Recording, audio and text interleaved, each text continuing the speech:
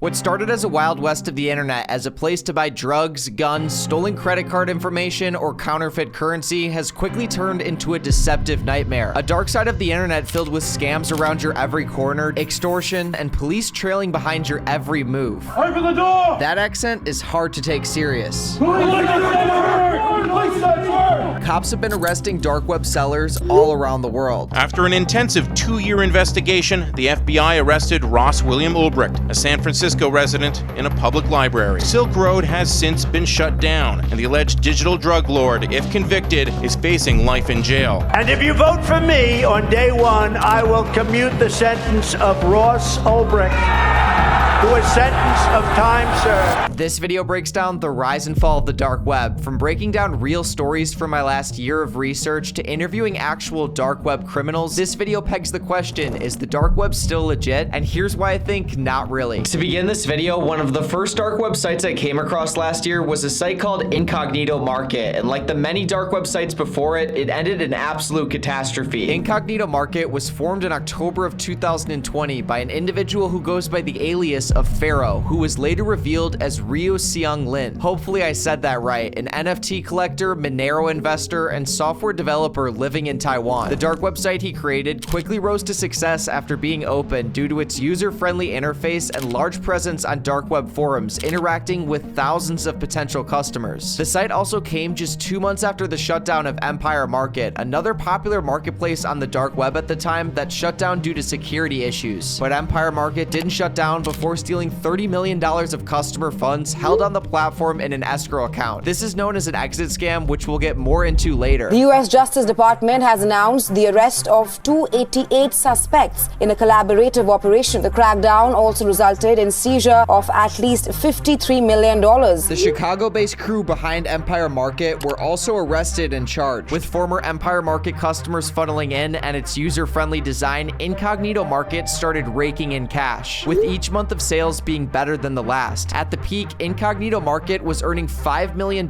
in a single month, with a 5% fee on every sale going to the website owner Pharaoh. Incognito Market brought in an estimated $100 million in its 3.5 years in business, making Pharaoh worth a tax-free $5 million. But that wasn't enough for him, as just last month, he pulled an exit scam similar to Empire Market, but worse, stealing millions of dollars from his customers and vendors by making them unable to withdraw from the website's escrow accounts. As a way to make payments safer on the dark web, legitimate sites use something known as escrow accounts, where to purchase something, a buyer sends money to an account controlled by the website's admin, and when that order is delivered, the funds get released to the seller minus their 5% fee. Due to Incognito Market's high volume of sales, at any time millions of dollars can be in these escrow accounts, and by making people unable to withdraw, Pharaoh stole their money. But it didn't stop there, as just a few days later, Incognito updated their website, extorting their customers for millions more dollars. Expecting to hear The Last of Us yet? We got one final little nasty surprise for y'all. We have accumulated a list of private messages, transaction info, and order details over the years. You'll be surprised at the number of people that relied on our auto encrypt functionality. And by the way, your message and transaction IDs were never actually deleted after the expiry. He then continued, yes, this is an extortion. As for the buyers, we'll be opening up a whitelist portal for them to remove their records as well in a few weeks. Thank you for doing business with Incognito Market. Depending on how much business you've done on the platform, for between $100 and $20,000, you can pay to wipe your information from Incognito Market's records. But on April 1st, the market operator revealed that this was all one giant April Fool's joke, and a lot of the sellers weren't happy since they'd already paid the fee in fear Pharaoh had their records and was actually gonna snitch on them. It seems he made some enemies from that entire fiasco, as just recently, he was arrested and revealed to be Lin Ryu Seung, a Taiwanese citizen and crypto enthusiast who was very much living a double life. Taking a look at his X profile, the only thing he ever mentions is that he's a Monero enthusiast and an expert in blockchain technology, never that he owns a dark web marketplace. Going into the court documents, there's some pretty heavy evidence against this guy. As much as crypto promises a layer of anonymity to what you do, every transaction ever made is held publicly on the blockchain. And in the indictment, it literally says that the feds have proof of this guy sending funds from Incognito Marketplace's site to his his own wallet held on a public crypto exchange, and even worse, he used his ID to sign up for that crypto exchange. And the money he was sending between these two wallets was in increments of tens of thousands of dollars at a time. Not the smartest criminal, if you ask me. This guy is likely facing a lot of prison time, but now that you have some background to understand the current state of the dark web, we are going to access it through a guided tour by a 10-year dark web user and cyber criminal. But not before we engage this video's sponsor, Guard.io. As you've probably heard, the internet can be a very scary place, especially with the rise of AI tools. But luckily, Guard.io developed a cross-platform solution to this by offering services such as malware protection and removal, phishing protection, fake website block, email protection, and identity theft protection by notifying you in real time when your information gets leaked somewhere, including in scary places like the dark web. Your computer can store important information like your credit card details, bank information, passwords, and more. And Guard.io acts as a first layer of defense to detect against any potential threats before they reach your device and cause harm. All you have to do to get started is install Guard.io through the link down below or at guard.io/financialwolf. Then right after you install, they'll run a free security scan to detect against any existing threats. You can then continue to use premium features for 7 days if you use my link down below and get 20% off your monthly subscription after that. Guard.io is trusted and used by over 1 million people, including myself. Now, without further ado, with our Guard.io protection enabled, let's hop on a call with our 10-year dark web expert and explore this interesting side of the internet. What's up, guys? It is currently 10:24 p.m. at night, and I'm about to hop on a call with a dark web criminal who's been involved in the industry since the original Silk Road, making millions of dollars utilizing the dark web. This guy literally carded 2 $1,000 iPhones the last time we did a call together.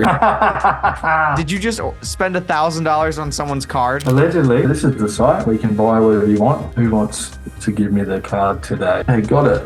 There it is. Have a look at that. That's what I buy. I'm expecting a pretty interesting experience. I've got you guys set up right here to listen in on my interview, and I feel bad doing this so late at night since my roommate is literally sleeping in the other room, but this is a very important interview I can't miss. So you, my friend, have been involved in the dark web space since the original Silk Road. How has the game changed since then? I tell you, a lot of stuff has changed. It used to be a bit of a free-for-all. People heard about the Silk Road market. Oh, that can't be real, but it was. You used to be able to get everything that was good. It's all fucked now, though. Do you think that the Silk Road was started with more pure intentions than other dark web sites that we see today? Yeah, it seems like 80% of the ones out today are just with the intention of scamming the user. Whereas before, it was just like, okay, let's make some money from selling drugs or from selling this or that. It seems in the early days of the dark web, the criminals were more united, working to commit fraud together rather than always trying to scam each other. But don't get me wrong, the dark web was always a place that took a lot of time and research to navigate profitably. And at this time, were you making a lot of money, or was this just kind of like the early days of you kind of dabbling in this space? Yeah, I was just dabbling at that time, trying to learn enough to be able to make my own way through there without losing heaps of money. Even if you're on the right Silk Road and the old school dark web, you can still lose all your money if you are being quite careful. It took me a couple of years to become guaranteed profitable, if that makes sense. It was more gambling at the start. Just like any business, carding and learning how to do fraud is something you get better at over time. But with the launch of AlphaBay in September of 2014, this is when Mr. Anonymous went from a broke drug addict to a broke drug addict earning anywhere from $10,000 to $20,000 per day. What marketplace would you say you're most successful for getting dark web products? Definitely AlphaBay. The one thing I liked about that website is they had an automatic card shop, so you didn't have to be waiting around for things to deliver. A lot of the other dark websites don't have a lot of support in my area, but there seem to be quite a lot of people from my country doing stuff on this website, so you could get whatever you wanted within one day. How much money were you making from AlphaBay, would you say, at the peak? Maybe like 10, 20 grand a day, buying mainly cards or people's credit ratings and stealing their identity. You could get fucking like a whole car on finance with that kind of information if you knew what you were doing, or you could get at least a few iPhones. You get a few iPhones and that's 10 grand right there. Yeah, we literally saw you card a few phones in the last video we did together. How did that end up going? No comment. But on the morning of July 5th, 2017, after a 2-year investigation by the police, Alpha02, the founder of AlphaBay, was finally arrested, shutting down the site for good. Today, the Department of Justice announces the takedown of the dark web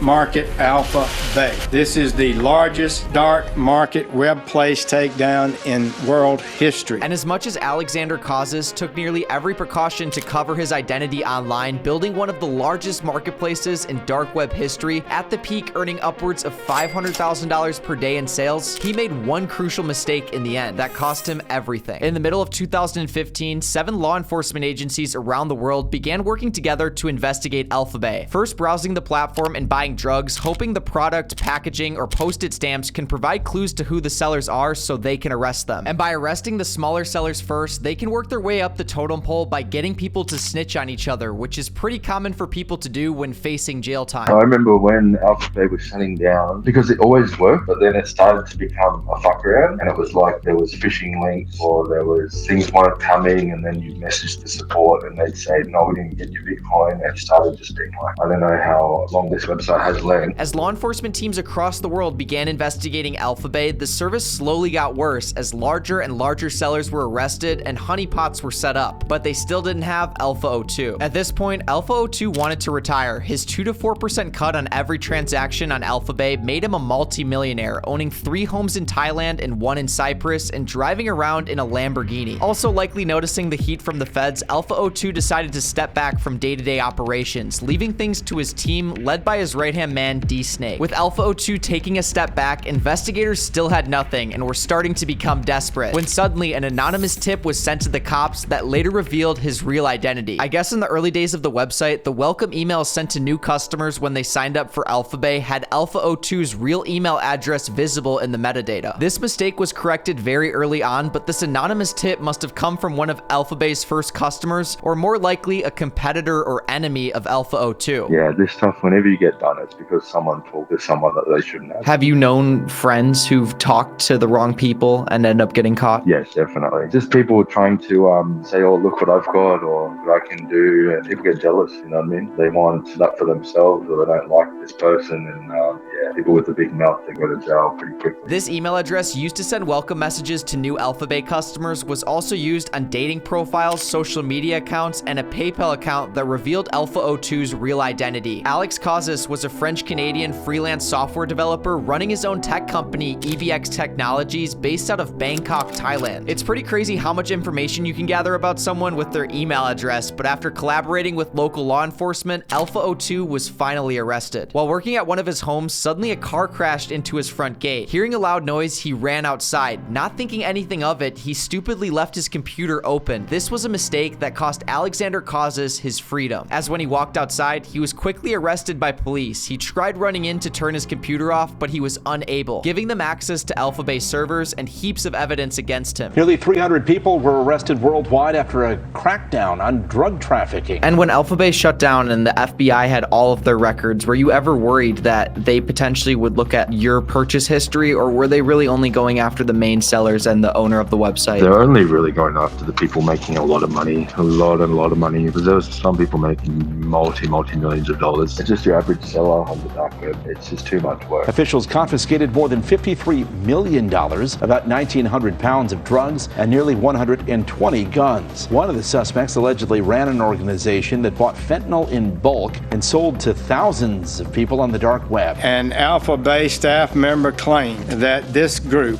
serviced more than 40,000 illegal vendors for more than 200,000 customers. But shortly after Alphabay's shutdown, new buyers and sellers swamped to the next most popular dark web site, Hansa Market. But little did they know that during the investigation of Alphabay, the feds had also gained access to the servers of this website, turning it into a honeypot. This led to the arrest of the 2 German owners of the dark website, 2 major drug dealers in the Netherlands, and a few more arrests of major sellers throughout Europe. This is when the state of the dark web began to decline. I've had some like hot and cold experiences with the sellers after Alphabay. So I found like there's things like White House Market Cognito and stuff, and I've bought some things from there that have been alright, and then I've also bought some stuff that has been a fuck around. now. So yeah, it hasn't been very trustworthy since Alpha Bay. On the Alpha Bay, you put an order in, and like if it fucked out, you can message the support and they wouldn't give the seller the money. There's also more marketplaces exit scamming. I think White House Market exit scammed, Empire Market exit scammed, Incognito Market exit scammed. It seems to be, everyone seems to be exit scamming or just being a whole scam from the start now. Like you used to be able to trust these vendors online, but now like they might be alright for a bit and then they'll fuck you over. This led many criminals to abandon the dark web. Anyway, over here, a lot of people have moved away from the dark web. Like I know a lot of drug dealers and things like that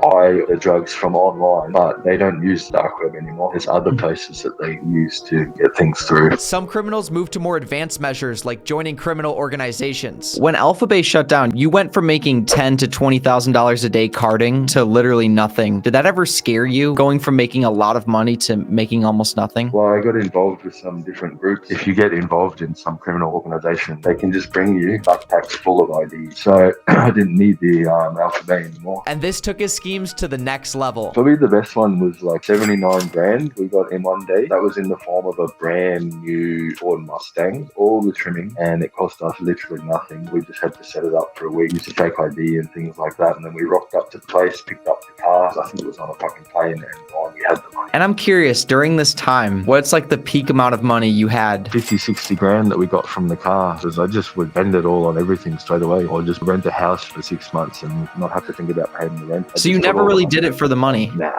I didn't save any money, that's for sure. Why? I don't know, because when you're in that lifestyle, you think, maybe you'll die tomorrow, so you're just sort of living for the now. I once heard that all addicts end up broke, and if they aren't right now, they will be eventually. Why did you end up stopping work with the criminal organizations? Well, I'll tell you why I started to get involved with criminal organizations, and that was because I was addicted to drugs. The more closely I could align myself with the top of the criminal organizations, the better drugs and the cheaper drugs I could get, and it ended up being that I didn't have to pay for any drugs and I could get whatever the fuck I wanted all the time. I kind of got over using drugs all the time, and then boom, all of a sudden I wasn't interested in risking my freedom every single day. And after getting sober, Mr. Anonymous got a degree in computer programming he hopes to use to get a legitimate job. I've gained so much experience and so much knowledge from doing all these sort of things, but now I can't fucking get a job anywhere. Why can't you get a job anywhere? Because I've got criminal histories. It's just, if you have any sort of criminal history, you can have all of this experience and all of this knowledge, but no one's gonna fucking hire you. Which made me wonder, is the criminal penalty for dark web sellers too harsh? With almost all dark web site founders like Ross Ulbricht at age 29 getting life in prison. The mastermind of the Silk Road website was sentenced to life in prison without parole. Really a shocking outcome of this. I don't think anyone expected such a harsh sentence. A harsh judge on a high-profile case over punishing someone who committed a non-violent crime with no actual victims. Before Ross was arrested, I never really gave the drug war very much thought. And since then, I've learned of the devastation that it has